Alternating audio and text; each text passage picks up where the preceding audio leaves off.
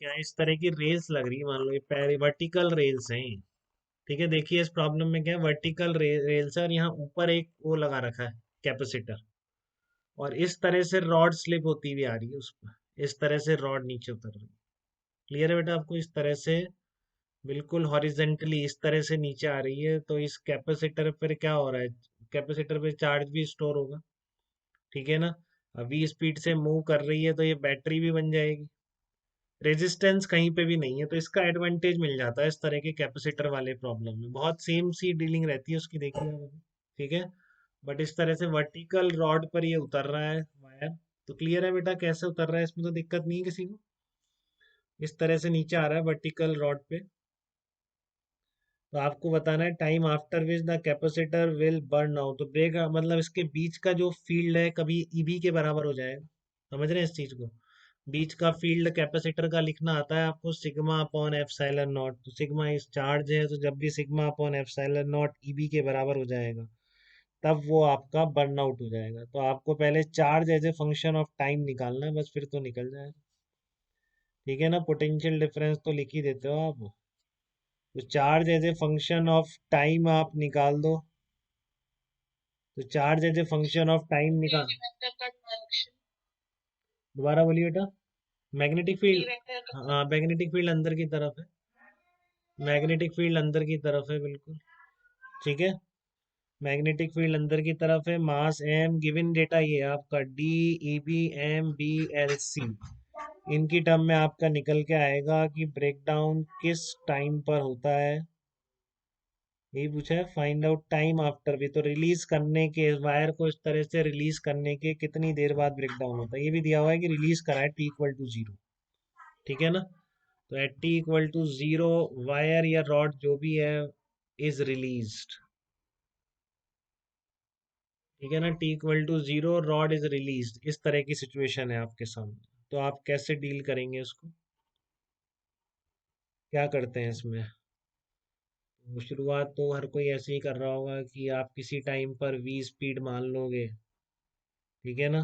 किसी टाइम पर अगर वी स्पीड मान लोगे, इसे मान लो किसी टाइम पर वी स्पीड है इसकी, तो उस टाइम पर बैटरी कैसी बन रही होगी, ऐसी बैटरी बन रही होगी। इस तरह से करंट चल रहा होगा। देखिए कोई बुराई तो नहीं लग रही किसी को? किसी भी टाइम पर स्पीड वी मान ली मैंने। ठीक है ना? तो बीवीएल तो ऐसे ही बन रहा होगा और इस पर फोर्स कैसा आ रहा होगा, अपवर्ड डायरेक्शन में आ रहा होगा। ठीक है ना?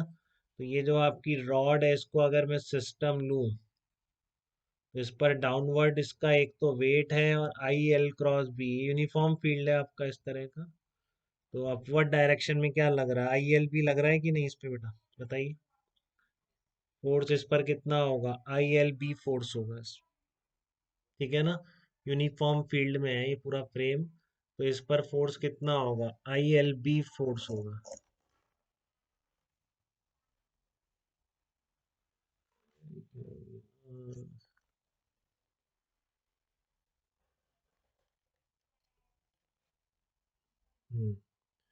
आई एल बी फोर्स इस पर अपवर्ड डायरेक्शन में लग रहा होगा।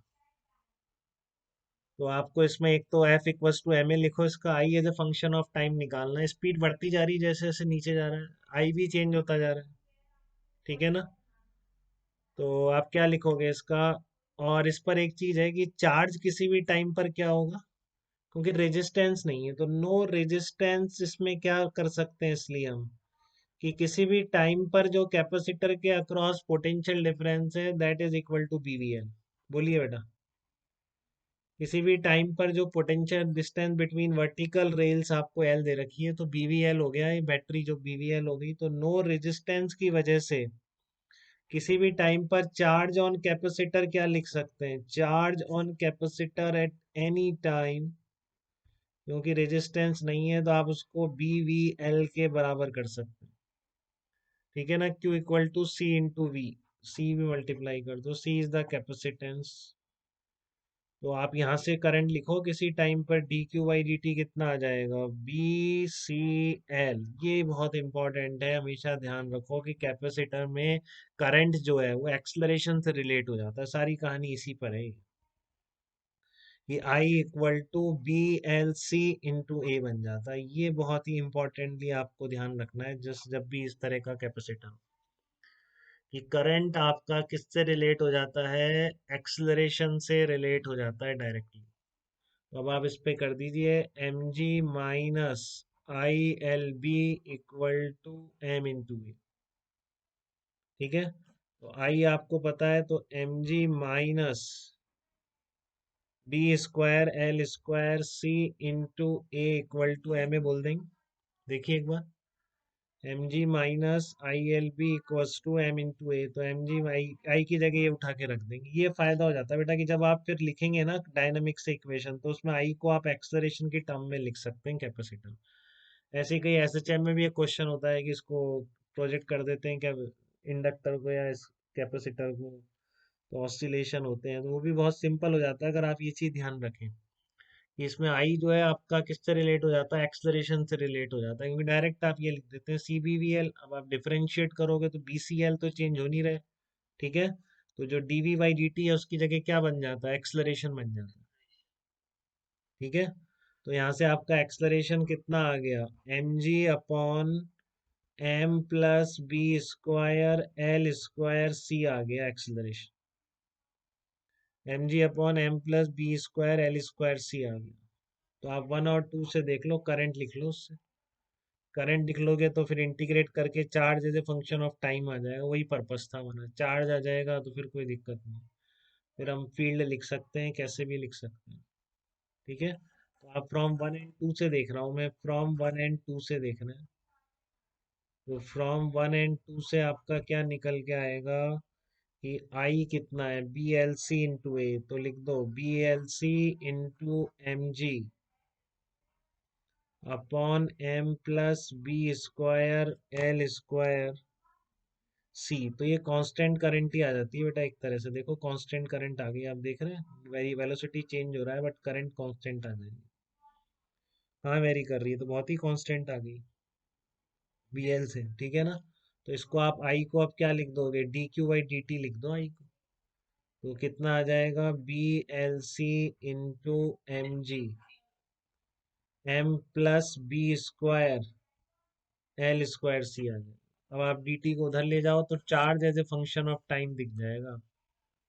ठीक है ना, आप इसको उधर ले जाओ तो charge as a function of time दिख जाएगा आपको। क्या लिख सकते हो फिर आप,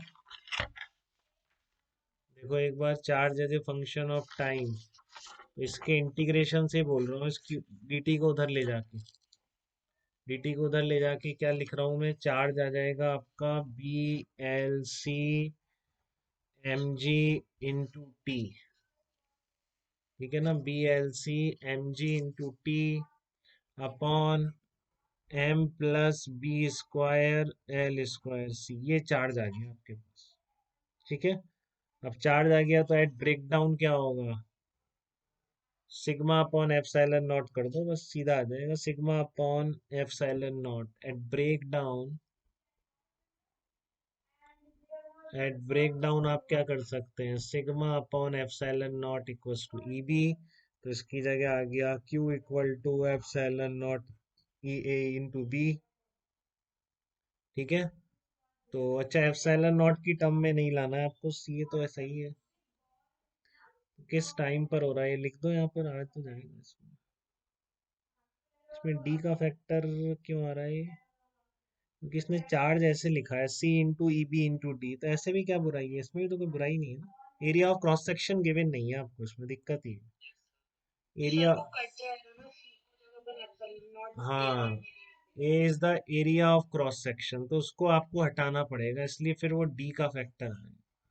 तो एंड में रख देंगे, इसको अलग से रख देंगे, C equal to epsilon naught A by D, तो आप क्यू की वैल्यू रखिए पहले, B L C M G into T upon M plus B square L square C epsilon naught A into E B. ठीक है, तो यहाँ से टाइम कितना आ गया आपका, epsilon naught A into B M plus B square L square C upon B L M जी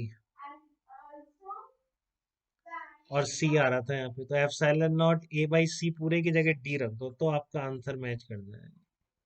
ठीक है ना, D into E B M plus B square L square C upon B L into M G, तो यहाँ से ये time निकल आएगा।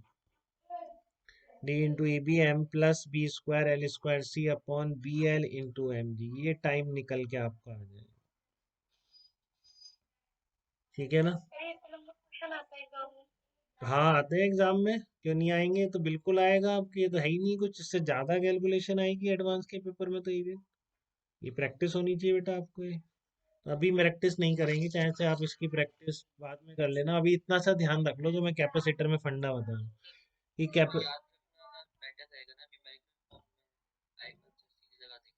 नहीं नहीं नहीं नहीं बेटा, नहीं ऐसे याद नहीं करते अपन यहाँ। ठीक है केतन, वो केतन केतन क्या विनम्र आप बोल रहे हो। हाँ नहीं ऐसे याद नहीं करना, बस आपको ये ध्यान रखना है कैपेसिटर में क्यू ऐसे लिखने पर करंट और एक्सप्रेशन में रिलेट है ना, बस हम इतना ही ध्यान रखेंगे। मेडिकल वालों को सब चीज याद करा दी जाती है बेटा, जेई में नहीं करते। ठीक है ना, इसके अलावा और कोई याद नहीं करेंगे इसमें, ऐसे एग्जैक्ट ऐसा थोड़ी नहीं आना, इसमें एसएचएम का एक प्रॉब्लम आता है, वो कहीं मिस हो गया, मैं करा तो देता लेकिन अब वो कर देंगे आप, उसमें यही फंडा लगता है बिल्कुल। ठीक है ना, यही फंडा लगता है उसमें एकदम, अगर आपको कैपेसिटर, बाकी सारी वैसी की वैसी इक्वेशन आप बना देंगे, बट इतना ध्यान रखिए करंट एक्सेलरेशन से रिलेट हो जाता है। ठीक है ना, बस ये आप ध्यान रखेंगे, इसके अलावा याद नहीं करना, हमेशा आप निकालिए प्रॉपर। ठीक है, तो इस तरह से इतने टाइम बाद ब्रेकडाउन स्ट्रेंथ पर पहुंच जाएगा जब रेल्स पर से ये उतरेगी रॉड। ठीक है, चलिए।